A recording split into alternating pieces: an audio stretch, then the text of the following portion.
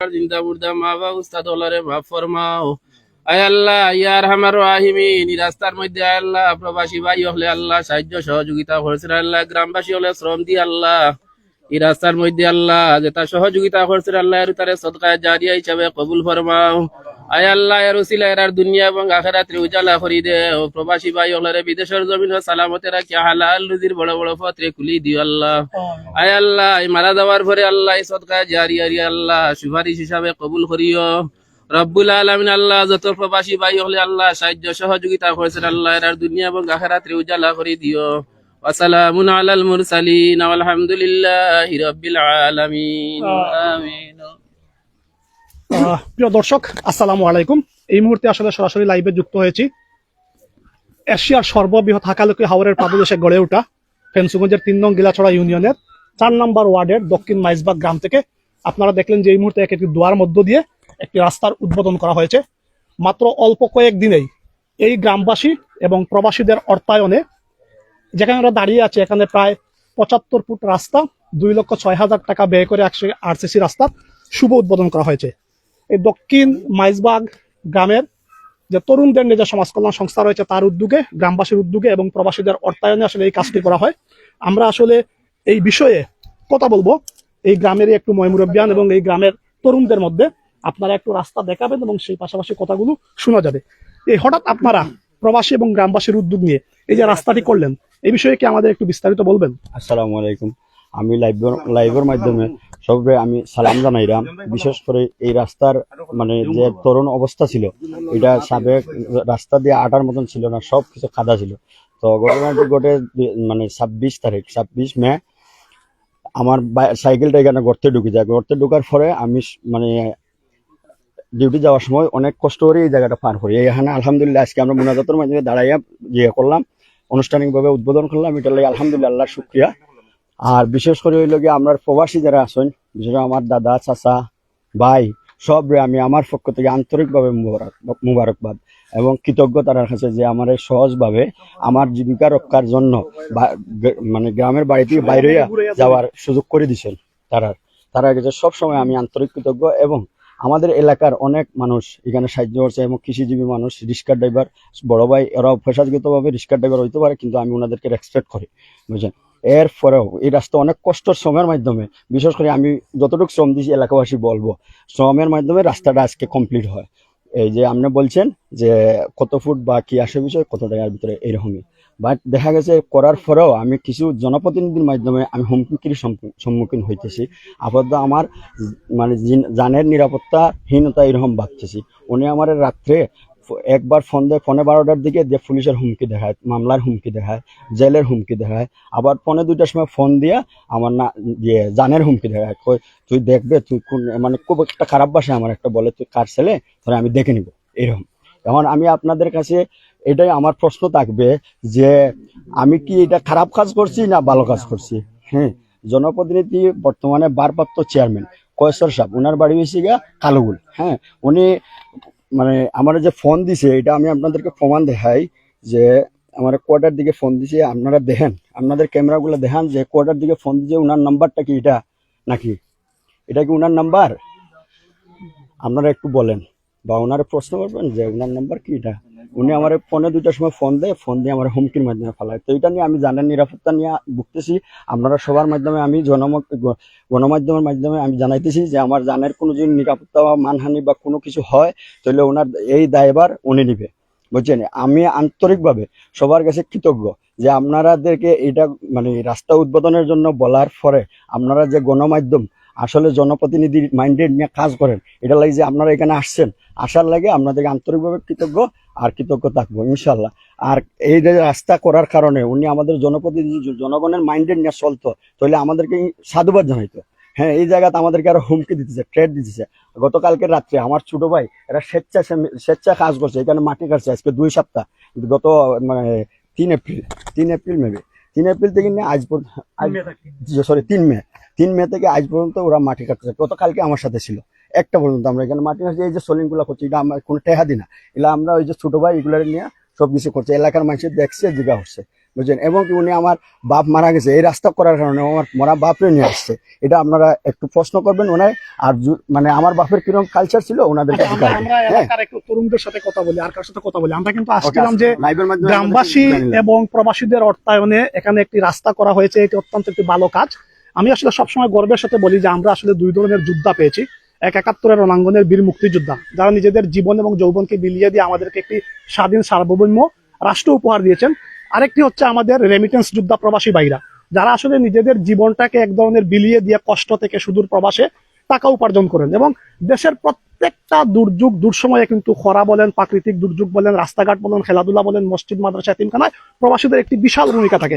এখানে আমরা জেনেছিলাম যে গ্রামবাসী এবং প্রবাসীদের অর্থায়নে আসলে 75 ফুট রাস্তার কাজ করা হয়েছে। যদিও অল্প জায়গা 75 ফুট, কিন্তু 2,06,000 টাকা, যা অনেক বড় একটি কাজ আমি মনে করি। সেই জন্য সকল প্রবাসী এবং গ্রামবাসীদেরকে আমরা আসলে ধন্যবাদ জানাচ্ছি। কিন্তু আপনি দুঃখের বিষয় যে আপনি একটি অভিযোগ করলেন যে এই কাজ করার পর আপনি চেয়ারম্যান দ্বারা আসলে হুমকির সম্মুখীন হচ্ছেন। এই বিষয়ে কি আপনারা কেউ কিছু বলবেন? ঘটনাটা কি সত্য? জি সত্য। আসসালামু আলাইকুম। গতকালকে রাত্রে চেয়ারম্যান সাহেব আসছিলেন ওখানে, ও আমার মেম্বারও আসছিল, আমরা ওয়ার্ডের 4 নম্বর ওয়ার্ডের মেম্বার আসছিল। তো চেয়ারম্যান সাহেব ওখানে রাস্তা আটকে গেছেন। তো আমরা বারোইছি, আমরা 3-4 জন দোকানে আছে, আমরা বারোইছি। আমরা কইছি যে ভাই আপনি এদিকে যাইতে পারতা না, সামনেও বাস ফালাইল, পিছনেও বাস ফালাইল, বাস বান্ধা, আপাতত গাড়ি বন্ধ করা, আমরাও আইয়ার না, এমনি সাইডে দিয়ে আটকে যাইতে পারবা আপনি। তো তাই কইছেন যে আমি তো যাইতে হইব, আমি সামনে যাইতাম। ওই আমরা হরিয়া গেছি কি, পরে তাই বাস হরাইয়া তাই গেছেন, পরে মেম্বারও গেছেন। যাওয়ার পরে আমি চাচারে ফোন দিছি, মুক্তার চাচারে ফোন দিছি, দিয়া কইলাম যে চাচা রাস্তা তো বাস নাই, বাস হরিয়া গেছে গিয়া আখে মনে করে হরাই লিছেন, আমরা বাস দিতাম নি না, রাস্তা ওলা থাকতো। আমরা কইছেন না না এবার সাইকেল যাইতে পারবো, সমস্যা নাই। আমি বললাম চাচা সাইকেল বলতে আপনারা গাড়ি উড়ি আখটাই লিলা, আর রুজেল ভাই আমরা সাইকেল যাইবার দিচ্ছেন, আমরা সাইকেল আখটাই লিয়েছেন, কইছেন যে ওখানে আর যাইতে পারতে নাই, ওদিন ফেক আসিল, কেউ যাইতে পারছো না, এখন একদিন আপাতত স্টপ থাকক, আমরা আগামী কালকে থেকে আবার ওপেন করবো। তো আমি ওনার সাথে কথা ফোনও মাতিছি, মাতার পরে তারা আমার মেম্বারে শাইন মেম্বারে আমার দেখাইয়া নিছেন, বা মুক্তা চাচাও আমার নেওয়াইছেন। নেওয়ানি পরে শাইন মেম্বার আমার উঠে কইছেন যে এটা রাস্তা হইল কি, আমি মেম্বার 4 নম্বর ওয়ার্ডে যতটা রাস্তা আছে সম্পূর্ণ রাস্তার মালিক আমি। আমার পারমিশন ছাড়া কোনো জনগণের কোনো অধিকার নাই তারা রাস্তার কাজ করতো। আমার পারমিশন নিতে হইব, আমার পারমিশন নিয়ে রাস্তার কাজ করতে হইব, আমার পারমিশন ছাড়া কেউ রাস্তার হাত দিতে পারতো না। তারপরে ওই আপনার চেয়ারম্যানও আসলা, চেয়ারম্যানও কইছেন যে আমরা পারমিশন লাগবে, আমরা পারমিশন ছাড়া রাস্তার কাজ করো, ওখানে রাস্তার কাজ করার তোমাদের কোনো অধিকার নাই, আমাদের পারমিশন নিবা তারপর রাস্তায় কাজ করবে। ধন্যবাদ প্রিয় দর্শক। এই গ্রামের তরুণদের উদ্যোগে গ্রামবাসী এবং প্রবাসীদের অর্থায়নে আসলে এরকম একটি সুন্দর রাস্তা হয়েছে। আসলে যেখানে আসলে তাদেরকে হয়তো ধন্যবাদ দেওয়ার কথা ছিল, কিন্তু তারা সেখানে অভিযোগ করছেন যে তাদেরকে ধন্যবাদ না দিয়েই এই ওয়ার্ডের মেম্বার এবং ভারপ্রাপ্ত চেয়ারম্যান যিনি রয়েছেন তিনি তাদেরকে আসলে থ্রেড প্রদান করেছেন। যেহেতু এটি একটি লাইভ অনুষ্ঠান, আমরা গণমাধ্যম কর্মী হিসেবে আমাদের দায়বদ্ধতা থেকে যায়। তিনি অভিযোগ করেছেন তার পক্ষ থেকে। যদি এই মুহূর্তে চেয়ারম্যান সাহেব এখানে উপস্থিত থাকতেন তাহলে আমরা চেয়ারম্যানকে বিষয়ে প্রশ্ন করতাম। আমি একটু লাইভ থেকে দেখি, আমরা চেয়ারম্যান সাহেবকে ফোন দেই, তিনি আসলে ফোনটুকু ধরেন কিনা না এই বিষয়ে আমরা তার কাছে জানতে চাইবো। আমরা লাউড স্পিকারে দিচ্ছি, কেউ কিছু মাতবা না আপনারা। আপনার কলটি এই মুহূর্তে ওয়েটিং এ আছে। আপনার কলটি এই মুহূর্তে ওয়েটিং এ আছে।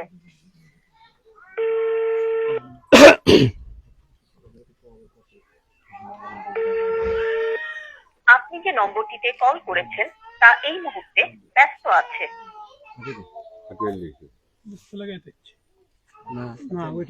আমরা আবারও ফোন দিচ্ছি, তিনি হয়তো ব্যস্ত আছেন, কথা বলছেন কোথাও। মাথার থাকলে ব্যস্ত করবো আপনার, এটা অফিস থেকে হয়।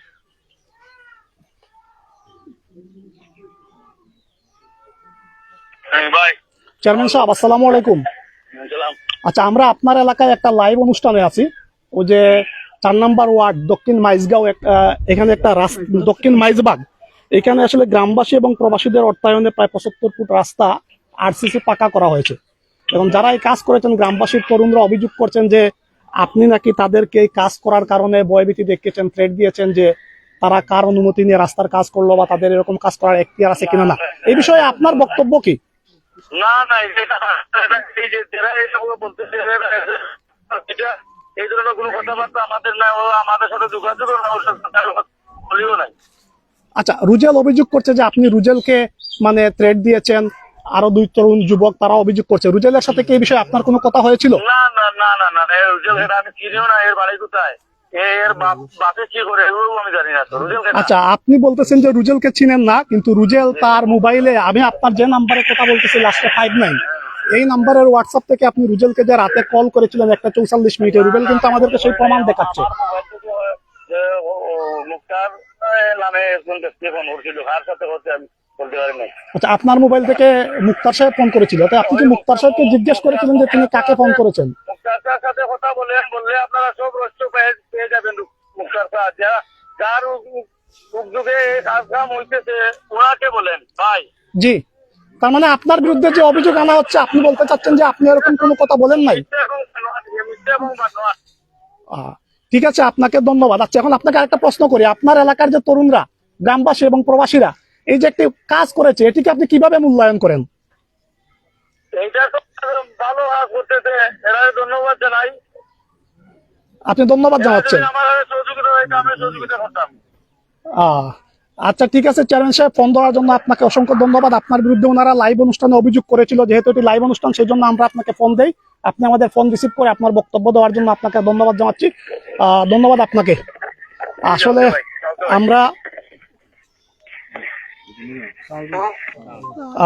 আমরা দেখতে পাচ্ছি যে এই গিলাছড়ার আরেকজন সমাজসেবক, রাজনীতিবিদ, যাকে আসলে জনতার চেয়ারম্যান বলা হয়, রুকনুজ্জামান ভাইও আমাদের মধ্যে এসে উপস্থিত হয়েছেন। রুকনুজ্জামান ভাই, আমরা কিন্তু এখানে অনেক আশা নিয়ে এসে উপস্থিত হয়েছিলাম যে গ্রামবাসী এবং প্রবাসীদের অর্থায়নে গিলাছড়ায় একটি রাস্তা আরসিসি পাকা হয়েছে। আমরা এসেছিলাম যে গ্রামবাসীকে ধন্যবাদ জানাবো, প্রবাসীদেরকে ধন্যবাদ জানাবো, তাদের প্রতি কৃতজ্ঞতা প্রকাশ করব যে প্রবাসীদের অর্থায়নে কিন্তু দেশের অর্থনৈতিক চালিকাটা আসলে সচল থাকছে। আমরা তাদেরকে ধন্যবাদ জানাচ্ছি, কৃতজ্ঞতা প্রকাশ করছি। কিন্তু এখানে এসে নিউজ করতে গিয়ে আমরা একটু মর্মাহত হলাম। এই কাজের সাথে যারা জড়িত তাদের মধ্যে থেকে রুজেল এবং এই যে দুই তরুণ ভাই, তারা অভিযোগ করছেন যে আপনাদের ইউনিয়নের ভারপ্রাপ্ত চেয়ারম্যান নাকি তাদেরকে এই জন্য ভয়ভীতি থ্রেট করেছেন।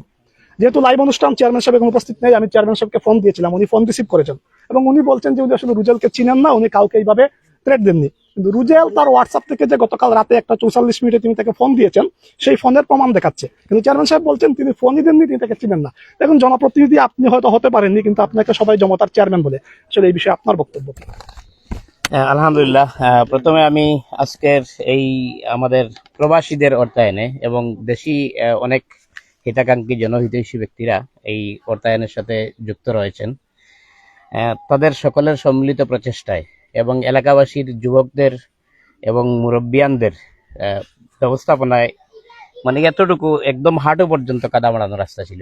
এটা যে হয়েছে এর জন্য আমি সকলের প্রতি কৃতজ্ঞতা জানাচ্ছি, ধন্যবাদ জানাচ্ছি। আর এই যে বিষয় আমাকে রুজেল ফোন দিয়ে আমাকে অবগত করছেন, আমি এই বিষয়ে নিয়ে ভারপ্রাপ্ত চেয়ারম্যান সাহেবের সাথে কথা বলিনি।